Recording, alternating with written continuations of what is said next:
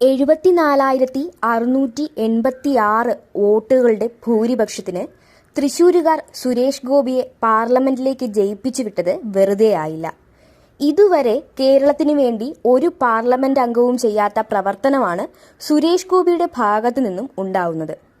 കേരളത്തിനോട് കേന്ദ്രം കാണിക്കുന്ന അനീതി മറ്റൊരു സംസ്ഥാനത്തിന്റെ പാർലമെന്റ് അംഗം സഭയിൽ പങ്കുവയ്ക്കുമ്പോൾ കൈമലർത്തി കാട്ടിയാണ് വോട്ട് ചെയ്ത മലയാളികളോടുള്ള കടപ്പാട് സുരേഷ് ഗോപി പ്രകടിപ്പിച്ചത്.